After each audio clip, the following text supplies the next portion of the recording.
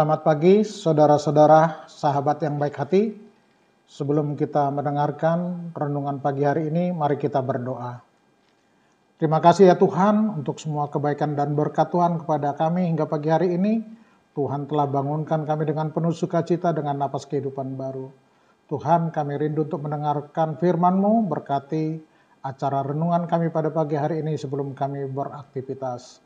Berkati setiap kami, berkati hamba-Mu yang menyampaikan dan berkati jemaat Tuhan yang mendengarkannya. Terima kasih Tuhan, terpujilah Engkau Tuhan kekal sampai selama-lamanya. Amin. Saudara-saudara, Nats pagi hari ini untuk renungan yang akan kita dengarkan diambil dari Rut pasal 2 ayat 12. Demikianlah bunyinya di sana. Tuhan kiranya membalas perbuatanmu itu, dan kamu kiranya dikaruniakan upahmu sepenuhnya oleh Tuhan Allah Israel, yang di bawah sayapnya engkau datang berlindung. Dalam bahasa Batak dikatakan demikian juga. Saya dibalos jahuba matuho uhumu nadenggani, jala ikon marupa nagok mahosian jahuba. Debatane Israel nani dapotonmu laho meronding-onding tutoruni habongna. Saudara-saudara, Nats renungan kita pagi hari ini bicara tentang Rut dan Naomi dalam Alkitab, yang begitu cukup terkenal dua wanita perempuan yang kuat karena rendah hatinya meskipun dalam banyak kekurangan. Hal ini bagaimana dengan kehidupan kita? Kita dapat memetik pengalaman Rut dan Naomi menjadi sikap teladan kepada kita. Bagaimana kita mempertahankan pola hidup yang rendah hati.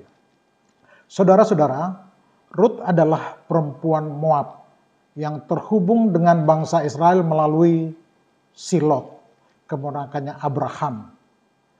Rut hidup pada zaman hakim-hakim. Ia telah menikah dengan putra seorang Yahudi yang tinggal di Moab. Namun ayah mertuanya, suaminya dan saudara suaminya sudah meninggal dunia.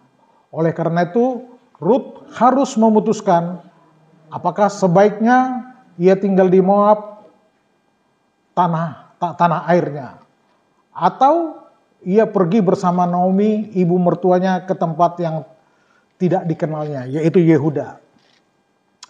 Firman Tuhan bagi kita pagi hari ini sebenarnya merupakan kisah perjumpaan Rut dengan Boas.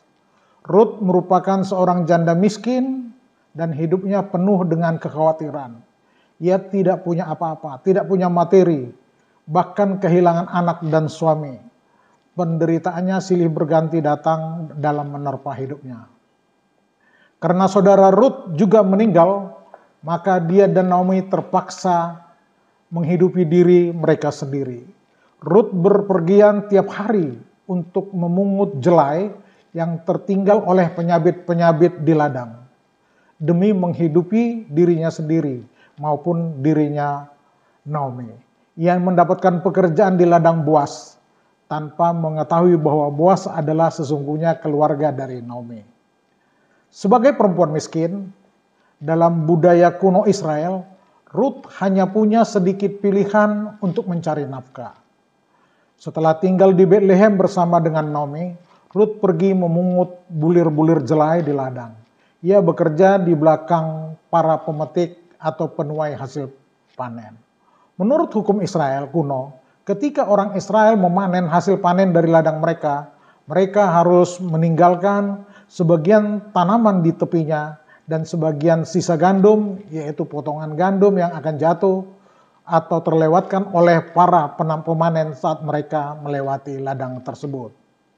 Komitmen Rut, seorang janda keturunan Moab, untuk mengikuti Naomi, mertuanya, sebagai orang asing di Israel. Karena Naomi sudah tua, Rutlah yang bekerja, dan hal ini tidak mudah bagi dia. Tidak ada orang yang akan dapat membantu dia, melindungi dia. Apalagi dia seorang perempuan asing di antara kaum Israel. Akan tetapi dengan tulus, Rut bertekad untuk memelihara Naomi dengan bekerja sebagai pemungut bulir-bulir jelai yang terjatuh di tanah.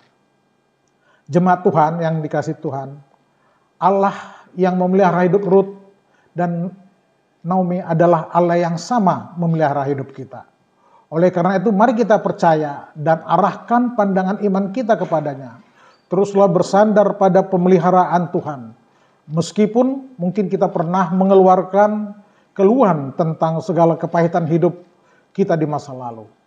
Namun Ia adalah Tuhan yang memahami hidup kita. Tetaplah bermurah hati terhadap siapapun, terutama mereka yang membutuhkan bantuan. Sebab kita tidak tahu ketika Tuhan bekerja di dalam kemisterian ini, Dia akan memberikan kita berkat yang jauh lebih besar dari apa yang kita kira. Rut mengasihi ibu mertuanya dan berbelas kasihan padanya.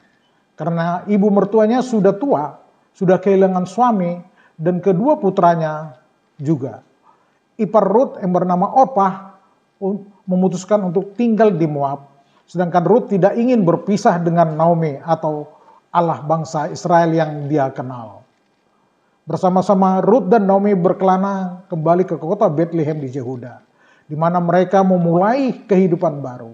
Kesaksian Rut mulai menyebar dan Boas pemilik ladang yang tidak jauh dari kediaman mereka mendengar tentang kesetiaannya sebagai diungkapkan di dalam Rut pasal 2 ayat 11 dan 12 ini. Rut mempercayai Tuhannya Naomi, dan Tuhan membalas kesetiaannya dengan memberinya suami, putra, cucu, dan seorang cicit yang bernama Daud, rajanya Israel.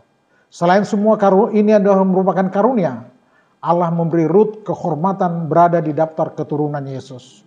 Itu terdapat pada Matius pasal 1 ayat 5. Rut adalah contoh bagaimana Allah dapat mengubah kehidupan dan membawanya ke arah yang Tuhan telah tentukan. Kita melihat penggenapan rancangan sempurna dalam kehidupan Rut. Sama halnya dengan semua anak-anaknya juga. Meskipun Rut berasal dari latar belakang berhala di Moab, ketika ia menjumpai Allah Israel, ia menjadi saksi hidup akan orang yang beriman kepada Allah. Meskipun ia tinggal dalam kesederhanaan sebelum menikah dengan Boas, ia percaya bahwa Allah setia dalam pemeliharaan umatnya. Rut juga merupakan teladan kerja keras dan orang yang setia. Kita tahu bahwa Allah membalas kesetiaan setiap orang. Tetapi tanpa iman tidak mungkin orang berkenaan kepada Allah.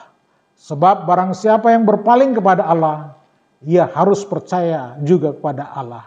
Bahwa Allah memberi upah kepada orang yang sungguh-sungguh mencari Dia. Amin. Mari kita berdoa. Terima kasih ya Tuhan. Kami telah mendengar renungan pagi hari ini tentang kehidupan Rut dan Naomi, di mana mereka dua orang yang statusnya jadi janda, tapi mempunyai kepercayaan yang luar biasa kepadamu ya Tuhan, yang berharap kepadamu, menjadi contoh teladan kepada kami umat manusia.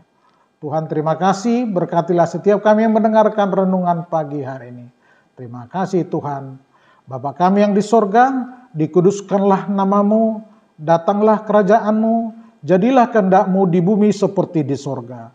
Berilah kami pada hari ini makanan kami yang secukupnya, dan ampunilah kesalahan kami, seperti kami juga mengampuni orang yang bersalah kepada kami.